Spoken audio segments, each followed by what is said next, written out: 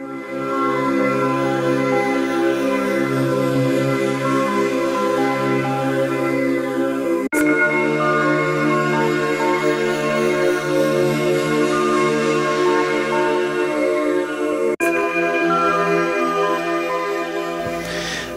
preparei aqui uma exposição de 1 hora, então eu vou ter que cortar um pouco isso e transformar o que era formal em informal. Para o meu prazer, para a minha alegria, inclusive, fica melhor assim.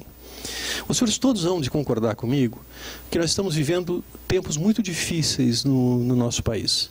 Há uma sensação de mal-estar no ar, há uma sensação de tristeza, uma sensação de estranhamento. Há uma sensação, muitas vezes, de quebra de uma sensação identitária. Muitas vezes nós nos perguntamos como nós somos brasileiros e, ao mesmo tempo, nós estranhamos tanto o nosso próprio país. A verdade é que esse é o país que nós gostamos, mas esse é o país também que nos traz sentimentos que nem sempre são sentimentos alegres. Isso não acontece por acaso. O Brasil tem passado por um processo de revolução silenciosa. A estrutura societária brasileira tem mudado, e tem mudado muito, principalmente nos últimos 25 anos. Talvez nos últimos 30 anos, a partir, portanto, do processo de redemocratização. Isso tem um pouco a ver, então, com essa mudança estrutural pela qual passa a sociedade brasileira, uma sociedade que hoje é urbana, é mais alfabetizada, com pessoas mais conscientes a propósito dos seus direitos, e uma sociedade mais consciente a propósito das diferenças entre os brasileiros, as diferenças de opiniões. Nós estamos aprendendo a discutir questões substantivas que antes nós não discutíamos. Mas isso tem a ver também um pouco com a Constituição de 1988. A Constituição de 1988 é uma das constituições mais modernas do mundo, no que diz respeito à principiologia, no que diz respeito aos direitos fundamentais e no que diz respeito às promessas constitucionais. A Constituição de 88 pretendeu realmente estabelecer um novo início no nosso país, exatamente para formar o que nós chamamos de uma república de cidadãos livres e de cidadãos emancipados. É uma Constituição que procura, de alguma maneira, estabelecer promessas para um país profundamente atrasado. Profundamente atrasado. É preciso que nós tenhamos certeza, tenhamos convicção a respeito disso. Ou seja, nós temos uma sociedade profundamente desigual, envolvendo questões de gênero, envolvendo questões de raça, envolvendo isso, questões de natureza econômica, alfabetização, etc. Ou seja, nós temos uma herança que é uma herança que transformou a sociedade brasileira numa sociedade não inteiramente civilizada, não inteiramente decente. E a Constituição de 1988 pretendeu fazer do Brasil uma sociedade decente. O que acontece com a Constituição de 88 é que, tendo uma reserva de justiça, ou seja, um capítulo sobre direitos fundamentais extremamente moderno, a Constituição de 88 concebeu a máquina constitucional, a estrutura constitucional que deveria atuar exatamente para a satisfação desses direitos fundamentais, organizou essa arquitetura de uma maneira muito complicada. Ou seja, a nossa maquinaria constitucional é uma maquinaria constitucional dos anos 30 e dos anos 50. Quando chamo maquinaria constitucional, estou falando do Estado, da organização do Estado. E as promessas constitucionais são para uma sociedade do século XXI. E, portanto, há, de alguma maneira, um desencontro em relação a isso. E nós precisamos, de alguma maneira, rever o modo como a ossatura institucional, a maquinaria constitucional, o Estado brasileiro está concebido. Isso envolve uma série de reformas. Né? Uma série de reformas. Não são poucas essas reformas. É exatamente em função das deficiências da maquinaria constitucional que emerge um certo sentimento de desconforto na sociedade brasileira. Esse sentimento de desconforto decorre basicamente de dois fatores. O primeiro fator é o problema da inautenticidade da representação. Nós não nos sentimos representados por Brasília. Esse não é só um fenômeno brasileiro, mas aqui isso alcança, digamos assim, de alguma maneira uma distância enorme. E, por outro lado, nós temos um problema no Brasil de gestão. O Estado brasileiro não consegue fazer aquilo que ele deveria fazer. Viajamos pelo país inteiro. As cidades são mal cuidadas. Nós somos incapazes de manter o corte da grama das praças. Nós somos incapazes de manter remédios nos ambulatórios. Nós somos incapazes de fazer os hospitais funcionarem. Nós somos incapazes de manter as escolas funcionando adequadamente. E eu estou falando de simples rotina de gestão. Eu não estou falando de questões políticas que sejam questões políticas graves. E também não estou falando de nenhum partido político. Isso acontece no plano federal, isso acontece no plano estadual, isso acontece no plano municipal. A desculpa que nós sempre temos para o buraco das ruas é que nós estamos fazendo a licitação. E hoje que os brasileiros estão viajando pelo mundo, eles se deparam com um fenômeno muito curioso. É que antes havia uma distância entre o Brasil e os países de primeiro mundo. E nós dizíamos, poxa, mas nós somos países do terceiro mundo, não podemos nos comparar com a França, com os Estados Unidos e com o Reino Unido. O problema é que hoje nós viajamos para países que são países com o mesmo grau de riqueza média do Brasil e que são melhores do que nós. Tem melhor educação, tem melhor saúde, as cidades estão mais organizadas, estão mais bem administradas, há infraestrutura, há portos, há aeroportos, há avenidas e há estradas, que nós não temos. Portanto, nós temos efetivamente um problema no Brasil muito sério. Entre 150 países que contam mais ou menos em termos de importância no mundo, e quando nós falamos da eficiência da gestão pública, o Brasil está na colocação 132. E nós somos a 7ª economia do mundo. Portanto, nós somos hoje um país de renda média, que se comporta, nos termos da gestão pública, como um país de renda pequena, de renda pobre. E os brasileiros se dão conta disso, das dificuldades pelas quais eles passam. Então, o problema da legitimidade, da autenticidade da representação e esse problema da ineficiência da gestão, isso, de alguma maneira, cria esse ambiente que é um ambiente de mal-estar. Durante a República Velha, por exemplo, nós falávamos que nós tínhamos eleições fraudadas e autenticidade da representação. E hoje nós temos eleições verdadeiras e representação inautêntica. Ou seja, os nossos eleitos são eleitos que foram eleitos legitimamente. O nosso sistema autentica, de alguma maneira, a regularidade do processo eleitoral. Em função da sofisticação da justiça eleitoral brasileira, da eficiência dos nossos servidores, da eficiência também dos nossos juízes eleitorais. Mas o resultado que sai disso é um resultado que promove estranhamento. Ou seja, logo a partir do processo eleitoral, uma vez diplomados os candidatos eleitos e investidos, aqueles que votaram nos deputados e nos vereadores não se lembram mais em quem votaram. E aqueles que votaram para os cargos majoritários, senadores, prefeitos, governadores ou presidentes da República, passam inevitavelmente por um processo de desilusão. Não se trata desta presidenta, não se trata do Fernando Henrique Cardoso, não se trata do Fernando Collor. É um processo que tem se repetido em todos os processos eleitorais. Isso cria, de alguma maneira, essa situação, que é uma situação de mal-estar. Nós vivemos, portanto, no Brasil, voltando à questão da máquina constitucional, uma organização que implicou a criação do que nós chamamos de presidencialismo de coalizão. O que é esse presidencialismo de coalizão? Esse presidencialismo de coalizão foi afirmado por Giovanni Sartori.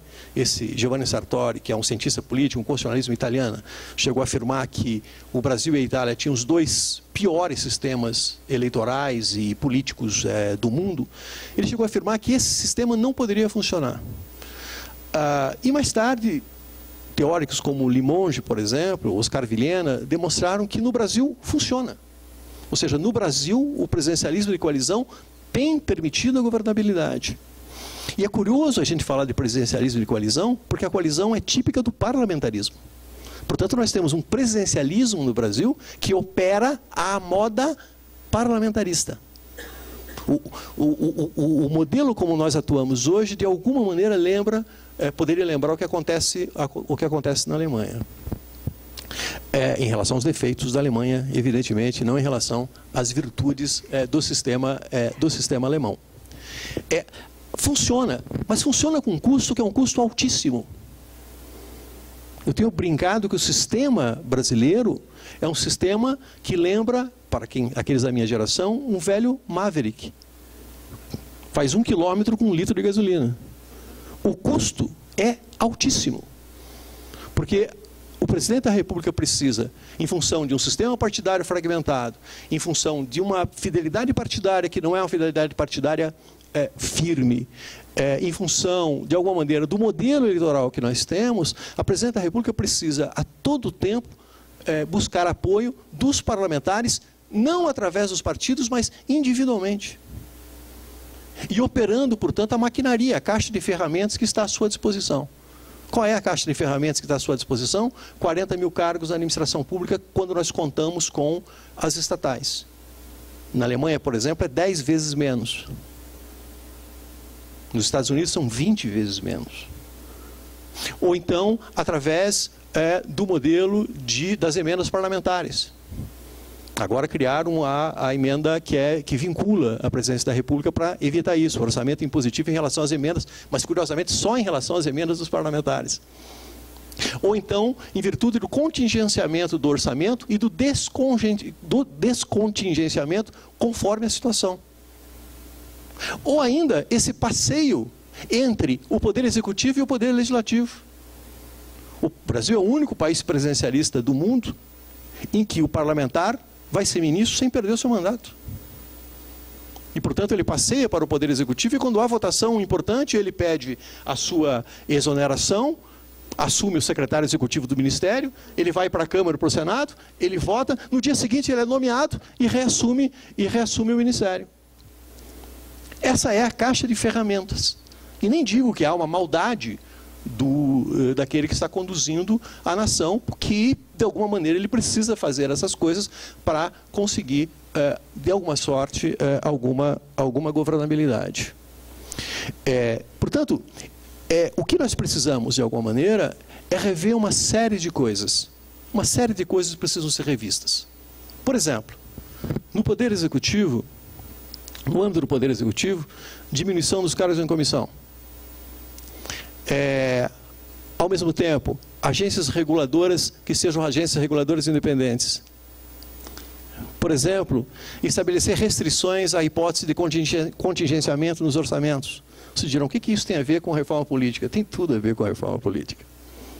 Tem tudo a ver com a reforma política. Mas, mais do que isso, nós precisamos repensar o Instituto da Reeleição.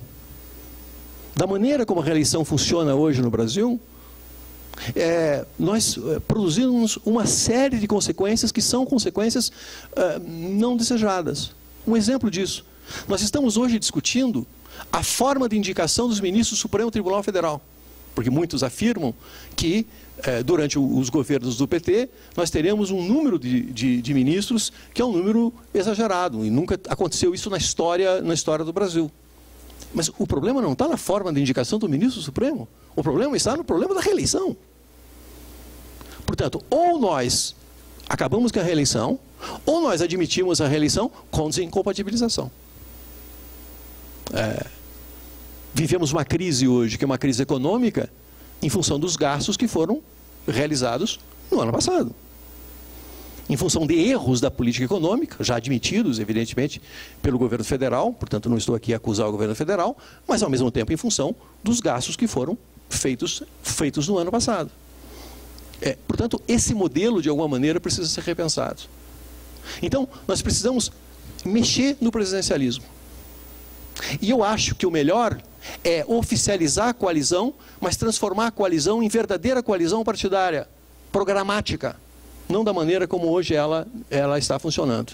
Ou bem, admitir um sistema do semipresidencialismo, em que o presidente da República é eleito, dirige o Estado e dirige o governo, mas não se preocupa com as miudezas, e haverá um primeiro-ministro que é indicado por ele, e que esse vai buscar, de alguma maneira, composição no parlamento para exercer o governo, tal como acontece em Portugal, por exemplo, tal como acontece, por exemplo, na França.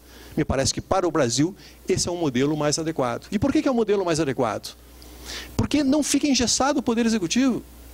Se o primeiro-ministro está cuidando das miudezas e não conta com o apoio do parlamento, ele cai. E o presidente indica outro. O que nós temos hoje é uma situação muito complicada, porque com um presidente da República fraco, do ponto de vista político, e extremamente forte do ponto de vista jurídico, o presidente da República do Brasil é muito mais forte que o presidente Obama do ponto de vista jurídico. O presidente da República do Brasil pode editar medidas provisórias, o presidente Obama não. Tem uma série de leis de iniciativa privativa do presidente da República no Brasil, isso não existe nos Estados Unidos. O presidente da República do Brasil, que toma posse jurando cumprir a Constituição, tem iniciativa de emenda constitucional. Vocês já se deram conta disso? Isso não existe, evidentemente, em outros países. Portanto, é muito forte o presidente da República no Brasil do ponto de vista jurídico, e especialmente no Brasil, onde nós temos um processo de centralização. 70% das receitas do país passam por Brasília, pelo governo federal. E quem maneja o orçamento é o presidente da República. Percebam a fortaleza desse homem do ponto de vista jurídico, ou dessa mulher do ponto de vista jurídico. E do ponto de vista político, nós temos dificuldades como estamos a ver nos dias de hoje. Portanto, o poder executivo precisa ser mexido. No caso do poder legislativo, nós temos problemas em relação à representação, por exemplo, de parcelas da sociedade brasileira que não estão sendo representados. Falemos, por exemplo, da Câmara dos Deputados. Com o mínimo de 8 deputados e com o máximo de 70, nós teremos populações super representadas, Roraima, Acre, Amapá, Tocantins, e teremos populações subrepresentadas, Bahia, Rio de Janeiro, Minas Gerais, São Paulo. O que isso traz para a Câmara? Traz para a Câmara o fenômeno de que uma série de questões são colocadas na agenda que não dizem respeito à sociedade urbanizada, à sociedade mais sofisticada, à sociedade industrial brasileira. E, portanto, há uma decalagem, há um estranhamento, há uma distância entre os representados e os representantes. Essa questão, de alguma maneira, precisará ser enfrentada algum dia. E a mesma coisa em relação ao Senado. São 3 senadores por Estado e mais 3 pelo Distrito Federal. Mas o Brasil não é um federalismo fático simétrico, como outros países são. O Brasil é absolutamente assimétrico, embora seja simétrico do ponto de vista jurídico. Nós temos estados com 40 milhões de habitantes, com um PIB maior que o da Argentina, e temos estados com 500 mil habitantes. E o problema do Senado no Brasil, que é o problema de que o Senado no Brasil é um Senado forte, no sentido de que todo o processo legislativo deve contar com a aquiescência do Senado. O Senado não se manifesta, como na Alemanha, só a propósito dos projetos de lei que possam trazer consequências federativas. Trata sobre tudo. E quando ele trata sobre tudo, num processo legislativo que é complexo, evidentemente que isso traz consequências para a questão da representatividade. Portanto, essas questões precisarão ser enfrentadas também um dia. Mas essas questões não serão enfrentadas agora. E a última questão, que envolve também um problema de natureza política, é a questão federativa brasileira. Ou seja, o modelo federal brasileiro precisa ser absolutamente repensado. Nós vivemos dizendo que o Brasil tem muitos municípios. Portugal tem mais freguesias que o Brasil, 4 vezes mais freguesias que o Brasil, num território que é metade do estado do Paraná, com a população do Paraná.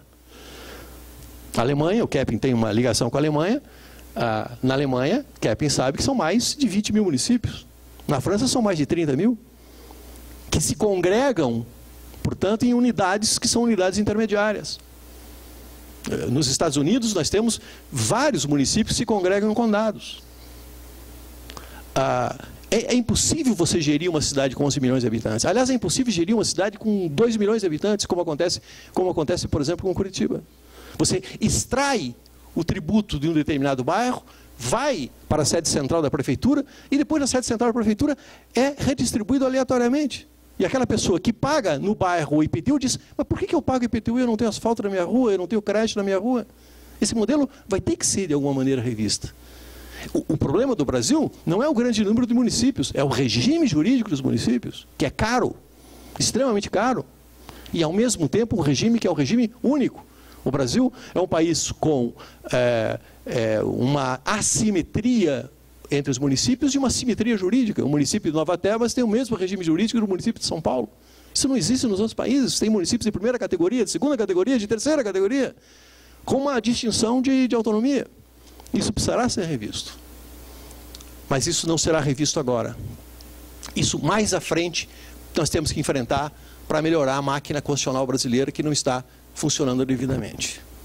O que está na agenda agora? O que nós falamos quando nós tratamos de reforma política? O que está na agenda, portanto, nesse momento?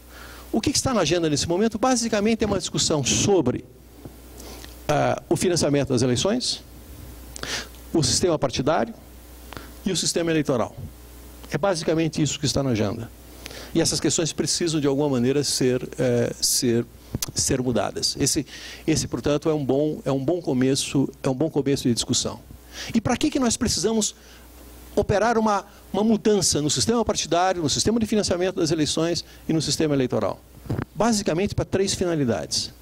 A primeira finalidade é aproximar representante do representado. Hoje há um distanciamento. Portanto, há uma decalagem.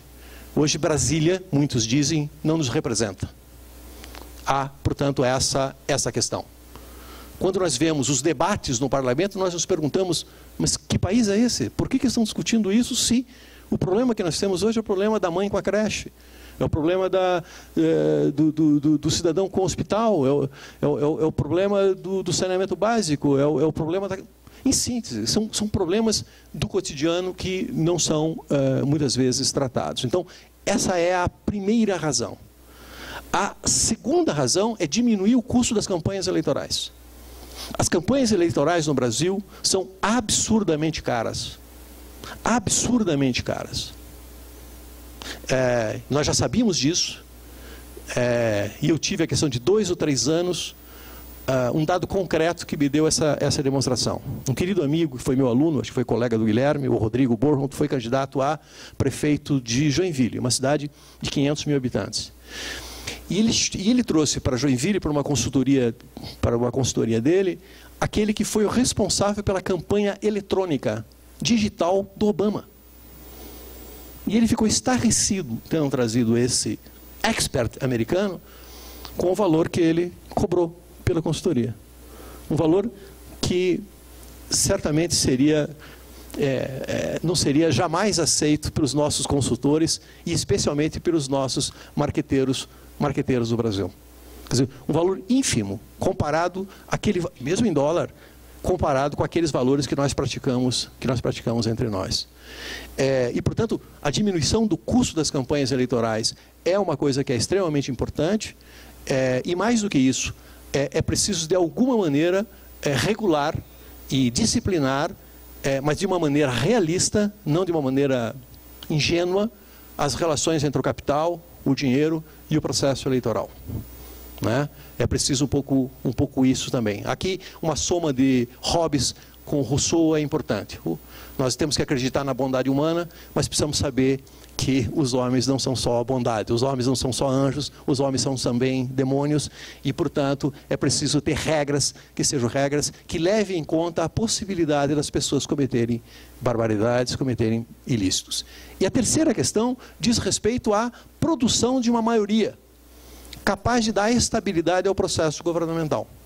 Ou seja, é necessário que isso aconteça de alguma maneira. A governabilidade depende da formação de maiorias, evidentemente, do Parlamento. Estou falando mais claramente do Congresso Nacional neste particular e no Congresso Nacional, mais especificamente da Câmara dos Deputados. São essas 3 finalidades que uma boa reforma política deve levar em conta. Portanto, maior aproximação entre representante e representado, diminuição dos custos de campanha e regulação da influência do capital sobre o processo eleitoral e formação de uma base legislativa que permita a governabilidade. É basicamente isso que nós precisamos, e esse é o objetivo de qualquer reforma. Se algum partido está propondo reforma política para conseguir posição de domínio, está indo para um mau caminho.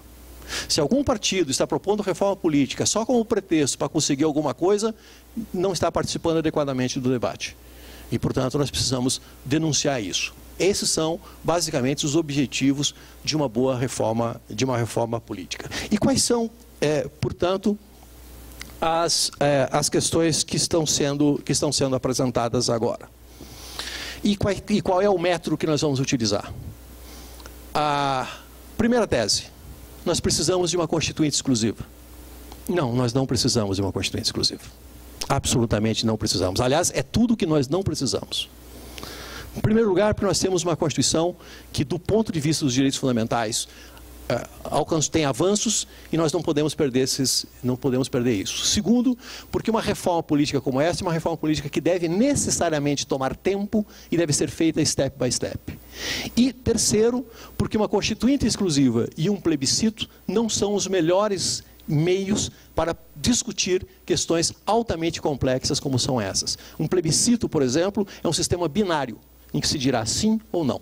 E, portanto, sim ou não, e é um sistema que é muito suscetível também ao peso simbólico daqueles que estão, eventualmente, no poder, se contam com o capital político. Portanto, não é uma forma boa para resolver a reforma política.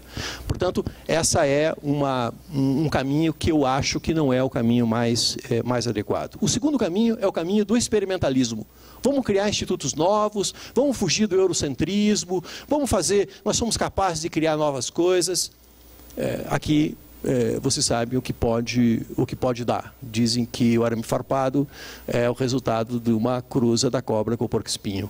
Alguma coisa pode acontecer nesse sentido. Portanto, o experimentalismo é interessante desde que seja um experimentalismo consequente, não absolutamente novidadeiro. Nós temos algumas estruturas que são vencedoras no constitucionalismo mundial dos países democráticos. Ou nós temos parlamentarismo, ou nós temos semipresidencialismo, ou nós temos presidencialismo, ou nós temos esse modelo, ou nós temos aquele modelo. Nós podemos eventualmente combinar coisas, mas a verdade é que a criação início a partir do zero, não é uma boa solução. Portanto, a solução adequada é a solução da modificação gradual, com sucessivas propostas de emenda constitucional. Algumas delas podem ser submetidas, sim, por que não, a referendo, eventualmente até plebiscito, mas sempre de uma maneira gradual, e um experimentalismo que seja, de alguma maneira, consequente nesse contexto. E, portanto, o que nós temos, então, discutido? Sobre o sistema de financiamento de campanha. Financiamento público exclusivo, proposta de alguns partidos. Financiamento público e privado limitado às pessoas físicas, essa é outra proposta.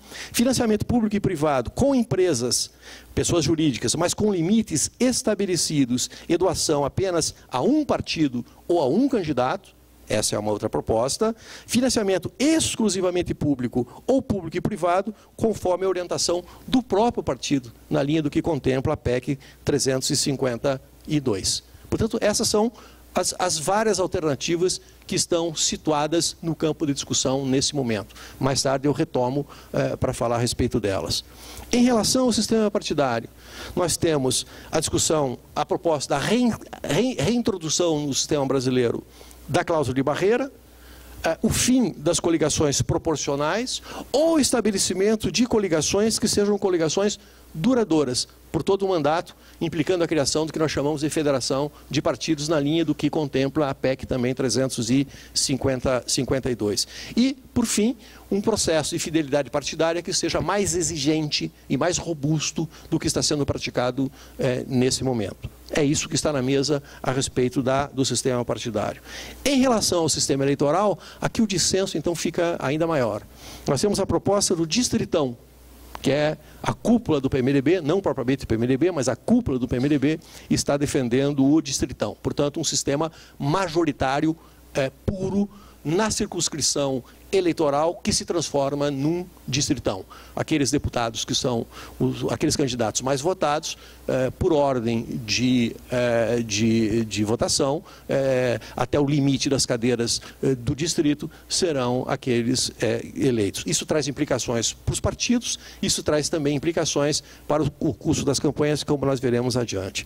O sistema distrital puro, o sistema distrital misto, que também é sugerido pelo PSDB, o sistema proporcional misto em 2 turnos, que é o projeto de eleições limpas da OAB. Num primeiro turno se vota nos partidos, no segundo turno se vota nos candidatos. E, finalmente, você tem a proposta do distrital proporcional, que é a proposta contemplada na PEC 352. Ou seja, é um sistema distrital, mas você vai dividir a circunscrição em de 4 até 7 distritos, e os candidatos vão disputar nesses distritos que compõem, de alguma maneira, a circunscrição. Portanto, se diminui, de alguma maneira, o âmbito territorial da disputa. E claro que cada distrito vai ter um número de vagas proporcional, evidentemente, até um número de deputados que deva ter aquele estado, seja para a Câmara dos Deputados, seja ainda para a Assembleia Legislativa. E ainda a discussão sobre a eleição em lista aberta, como nós temos hoje, em lista fechada, que nós chamamos de lista pré-ordenada rígida, como pretende, por exemplo, o PT, ou lista pré-ordenada flexível, como pretendem, por exemplo, outros partidos, onde o eleitor, se quiser, simplesmente vota no partido e, portanto, a eleição vai se dar naquela ordem estabelecida pelo partido, ou o eleitor pode, de alguma maneira, mudar esta lista, estabelecendo uma hierarquia que seja uma hierarquia diferente. Portanto, são essas as propostas que estão aqui na mesa neste momento. O que nós temos que fazer? O que eu proponho, portanto, é uma discussão que seja step by step. Vamos começar pelo sistema eleitoral, passando pelo sistema de financiamento, passando pelo sistema partidário, e mais à frente vamos, com emendas sucessivas, modificar a máquina constitucional brasileira, que precisa de algum conserto. Nós devemos chegar ao momento em que devemos discutir a respeito do presidencialismo de coalizão e também a respeito da representatividade na Câmara em relação aos estados e mesmo do Senado. Muito bem. Qual é o consenso possível que nós podemos encontrar hoje em relação a essas propostas? Eu acho que há possibilidade de consenso em alguns dados. Por exemplo, em relação ao financiamento de campanha, acho que é possível um consenso. O PT quer o financiamento exclusivamente público. Há partidos que querem financiamento público, o fundo partidário está uma maravilha agora, e financiamento privado. Nós temos uma ADI que está tramitando no Supremo Tribunal Federal. Nessa ADI falta a manifestação apenas de um ministro, que é o ministro Gilmar Mendes. E nessa ADI, que na verdade já está decidida, falta só a manifestação do ministro, mas já está decidida, vai ser declarada a inconstitucionalidade do financiamento privado por pessoas jurídicas, tal como praticado hoje. Mas é preciso dizer que o Supremo Tribunal Federal não declarará a inconstitucionalidade do financiamento privado. Declarará a inconstitucionalidade do financiamento privado por pessoas jurídicas nos moldes como praticados agora.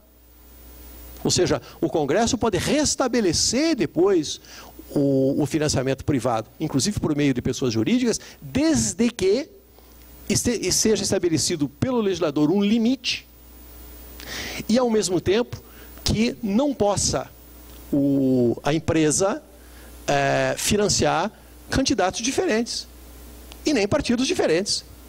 Porque o que nós temos no Brasil hoje é isso. A empresa financia o candidato PSDB e financia o candidato do PT. Ora, o que é o financiamento de uma campanha? É uma decorrência do direito fundamental da liberdade de expressão. Ou seja, eu tenho o direito fundamental de financiar aquelas pessoas que expressam, vocalizam o meu sentimento e as minhas ideias. Claro que em virtude do princípio da igualdade e em virtude, ao mesmo tempo, da necessidade do abuso do poder econômico, é preciso que nós tenhamos limites. E aqui o modelo inglês é um modelo que me parece ser o mais adequado. No caso do Reino Unido, há limites muito claros para a eleição em cada distrito e para a possibilidade de captação privada dos candidatos e mesmo dos partidos. E, por outro lado, o que o Supremo entende é que não é possível você financiar um candidato ou um partido e logo a seguir, depois da eleição, firmar contratos, muitas vezes com dispensa de licitação, com aquele que venceu as eleições. É preciso estabelecer uma carência em relação a essa questão também. Portanto, não se trata de criminalizar o financiamento público, o que se trata é de disciplinar o financiamento público. Eu acho que nós chegaremos a um consenso em relação a isso. Eu acho que o PT vai aceitar o financiamento privado dessa maneira, e acho que os partidos que estão no outro espectro político também vão aceitar. É possível nós estabelecermos um consenso que admita o financiamento público, que já existe, e o financiamento privado com uma série de restrições. Ou seja, as empresas... Por exemplo, o que nós temos hoje em relação a percentual é um absurdo. Você tem empresas hoje que têm um orçamento maior do que o PIB de muitos países. Portanto, esse modelo não funciona. Tem que ser um modelo completamente diferente. Mas é possível, de alguma maneira, criar esse modelo. É possível estabelecer um consenso em relação à cláusula de barreira. O Supremo Tribunal Federal errou ao declarar a inconstitucionalidade da cláusula de barreira. E o Supremo Tribunal Federal faz o meia-culpa.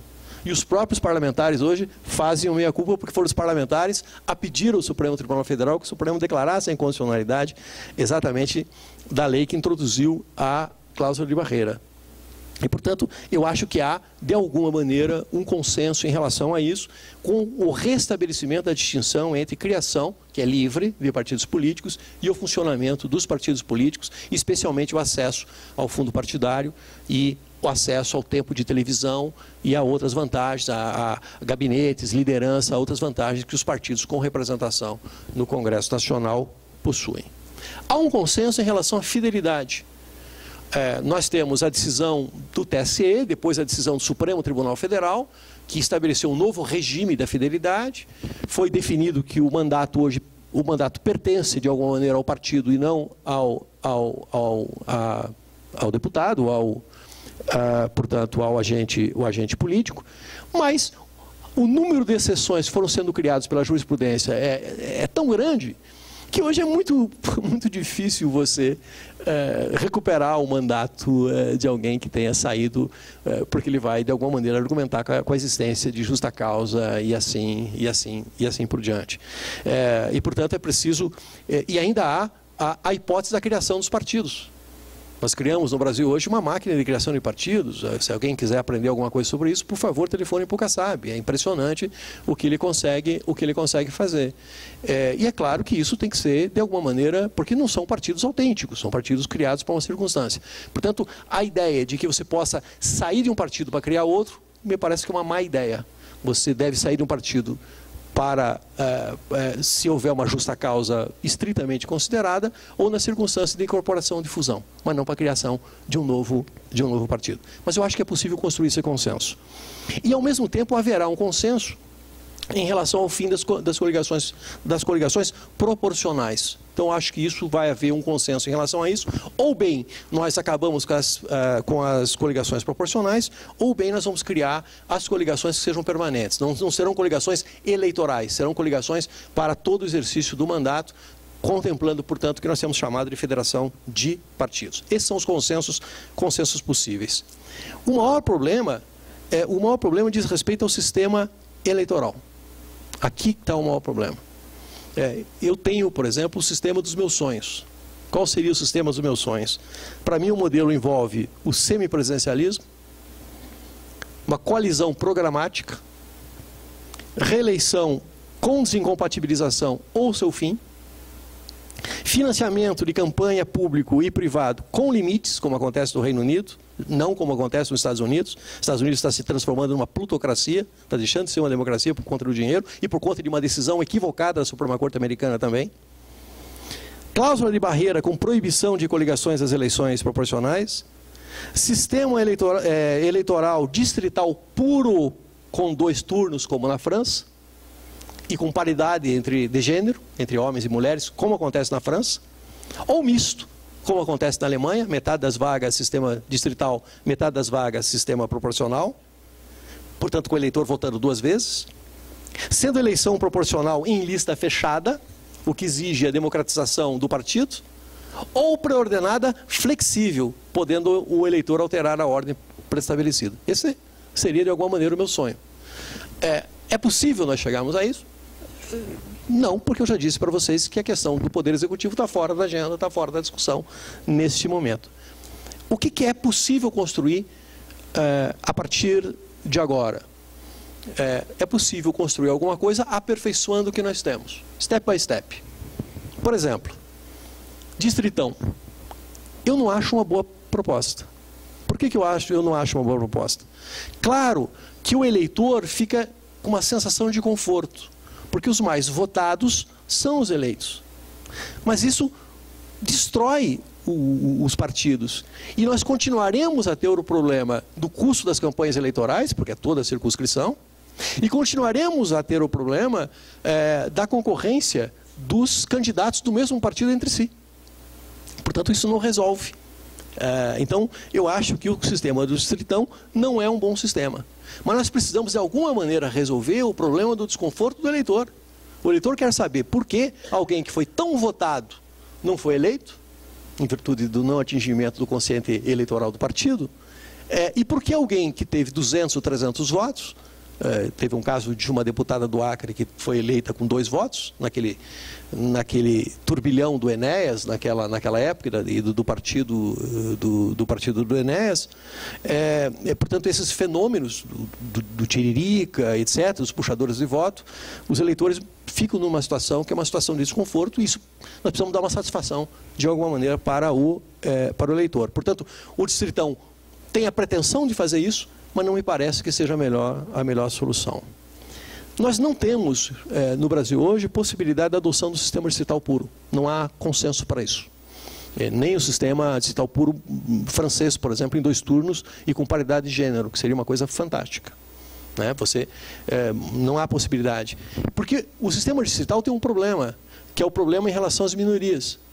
Quer dizer, você tem a eleição no distrito daquele mais votado, e que, portanto, será o eleito, e você descarta todos os outros votos. Os outros votos não contam. Em alguns momentos, houve, por exemplo, no Reino Unido, o seguinte fato. O partido que teve o maior número de votos, teve o menor número de cadeiras. Porque quando ele ganhou, ele ganhou por uma margem estreita, e quando ele perdeu por uma margem absurda. Então, acontece isso que não acontece jamais no sistema proporcional. Todos os sistemas têm problemas. O distrital puro, o sistema majoritário, traz estabilidade, mas, ao mesmo tempo, compromete as minorias. O sistema proporcional favorece as minorias, mas tem problemas sérios em relação à estabilidade e à formação de governo, que é basicamente o que acontece no Brasil, o que acontece na Itália, como nós sabemos. A Itália não tem a melhor forma de parlamentarismo, como nós todos sabemos. E também vejo alguma dificuldade da adoção do sistema distrital misto, que poderia ser um ensaio interessante.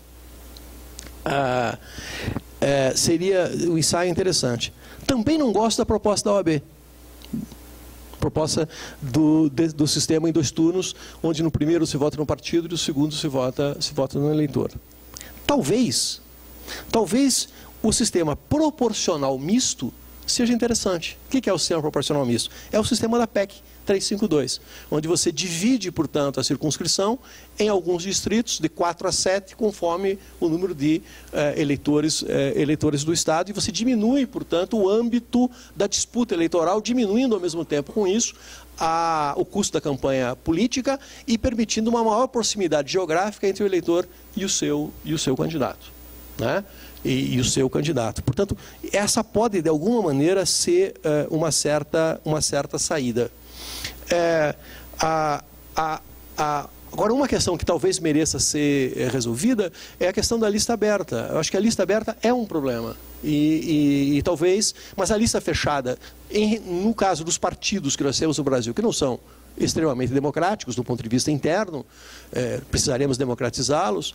A lista pré-ordenada só tem sentido se ela for uma lista pré-ordenada flexível, onde o eleitor tenha voz para de alguma maneira alterar. Mas se nós não conseguirmos consenso em relação a essa questão, então nós temos que adotar um temperamento do sistema proporcional. E aqui acho que há a possibilidade de consenso. Qual é o temperamento do sistema proporcional? O temperamento do sistema proporcional é o seguinte, ou seja, estabelecer uma cláusula de barreira individual, que está também na PEC 352. Qual é a cláusula de barreira individual? Se estabelece um limite. Aquele candidato que seria eleito por conta de legenda, mas que não alcançou esse limite individual, não será eleito.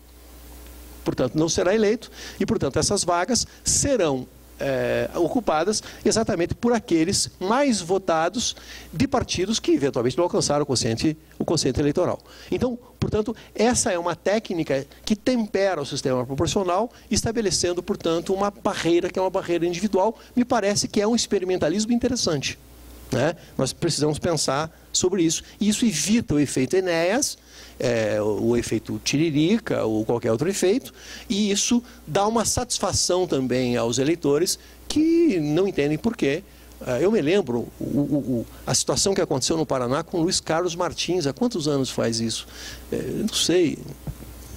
Quantos anos faz? O que eu sei é que o Luiz Carlos Martins foi o deputado mais votado, ou foi um dos mais votados do Estado, e não foi eleito. Foi o segundo mais votado, né? Ele foi o mais votado e não foi eleito. Quer dizer, isso criou uma situação terrível. Portanto, é preciso que nós ofereçamos uma solução para isso. Obrigado. Então, aqui, eu acho que em relação ao sistema eleitoral, nós teremos dificuldades de formação de consenso. Teremos dificuldades. O ideal seria adotar o sistema distrital misto. Ponto. Com 2 votos, preocupado com a paridade de gênero, e você preserva a estabilidade e, ao mesmo tempo, as minorias, e, por fim, com voto para o proporcional do distrital misto em lista fechada, lista pré-ordenada, mais flexível ao mesmo tempo. Portanto, aqui nós temos mais dificuldades. E, por fim, temos outras questões periféricas que nós estamos discutindo muito e que é um problema. Quais são as questões periféricas? A questão da reeleição. Fim da reeleição. Nós temos um problema com a reeleição. Se nós decretarmos o fim da reeleição, nós temos que alterar o mandato. O mandato de 4 anos é muito pouco. Ou o mandato vai para 6, ou o mandato vai para 5. Se eu altero o mandato do Poder Executivo, e para evitar as circunstâncias pelas quais nós passamos antes da Constituição de 88, eu preciso alterar também a duração do mandato dos deputados. E, por consequência, dos senadores. Portanto, teremos no Poder Executivo com 5 anos, os deputados com mandato de 5 anos, os senadores com mandato de 10 anos. Isso é bom? Não sei. Talvez o melhor seja a reeleição com uma desincompatibilização. A outra questão que se coloca diz respeito à unificação da data das eleições. Por quê? Eu acho que é bom que o cidadão de 2 em 2 anos vá votar, para aprender a votar, para discutir, etc. Claro que nós temos um problema administrativo em relação a isso. O problema administrativo diz respeito a todas as restrições que acontecem nos meses que precedem a eleição. E, portanto, é claro que os gestores públicos não gostam disso. Mas aqui é preciso ver se nós não estamos exagerando em relação a isso. Talvez o legislador possa resolver isso, mantendo a preocupação com a paridade de armas, mas diminuindo o custo do processo de gestão nesses períodos. Portanto, eu acho que isso contemplaria, de alguma maneira, essa demanda que é a demanda dos agentes políticos. A questão do voto obrigatório. Eu acho essa uma discussão sem sentido no Brasil. Essa discussão tem sentido em outros lugares. Qual é a multa para aquele que não vota? O que nós chamamos de justificação no Brasil é simplesmente um aviso de que está fora da sua zona eleitoral. Quer dizer, e no Brasil não há obrigatoriedade de voto. Há obrigatoriedade de comparecimento na data das eleições. Você não é obrigado a votar. Você vota nulo, se quiser. Vota em branco. E, por outro lado, no Brasil, eu temo que o poder do dinheiro seja muito importante se nós deixarmos o processo eleitoral livre sem a obrigatoriedade da eleição. E, por fim, em virtude de uma filosofia que é republicana, nós temos direitos e temos deveres cívicos. Qual é o problema de comparecer a cada 2 anos para votar? Acho até que não precisava nem... Qual é o problema? Não vejo problema em relação a isso. Mas, de qualquer maneira, é a minha posição. Eu sei que tem gente que pensa ao contrário e eu respeitarei. Portanto, essas questões são questões que eu chamo de questões periféricas. Eu concluo, então, agora, desembargador. Eu quero dizer o seguinte. Alguns anos atrás, o Poder Executivo no Brasil, curiosamente, o Poder Executivo, instituiu a Secretaria da Reforma do Judiciário, que funcionou no âmbito do Ministério da Justiça. E que funcionou muito bem. E foi essa Secretaria de Reforma do Judiciário que, de alguma maneira, articulou a Emenda Constitucional 45, que culminou com a criação do CNJ e com uma série de mudanças, e etc. Embora eu tenha algumas críticas ao CNJ, eu devo dizer que o Poder Judiciário no Brasil está muito melhor depois da Emenda 45 do que antes. Curiosamente, o Poder Executivo não instituiu uma Secretaria de Reforma do Estado, como acontece, por exemplo, na Bélgica, que tem um departamento que só cuida disso. A Bélgica está em reforma há 20 anos.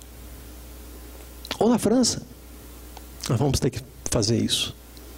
Nós precisaremos de uma série de reformas na maquinaria constitucional brasileira, que vão envolver a discussão da federação, do Poder Executivo e do Congresso Nacional. São anos de discussão a respeito disso. A discussão sobre financiamento das eleições, sistema partidário e sistema eleitoral é só o comecinho. Nós estamos ainda numa ponta. É um bom começo. É preciso que a gente crie, de alguma maneira, uma consciência de que esse debate é um debate necessário, levando em conta que é para essas três finalidades: aproximar representante de representado, diminuir o custo das campanhas eleitorais e permitir governabilidade, e não para outra finalidade. E por conta disso, eu sou absolutamente contra plebiscito e constituinte para essa reforma. Essa reforma é complexa demais, não pode ser feita de um só fôlego, de uma só vez. É uma reforma step by step. Vamos discutindo, vamos amadurecendo, e eu tenho certeza que esse país vai chegar no lugar onde ele merece chegar. Como disse Leminski certa vez, isso da gente ser o que a gente é ainda vai nos levar muito além. Eu acredito muito nisso. Isso da gente ser o que a gente é ainda vai nos levar muito além. Muito obrigado pela paciência.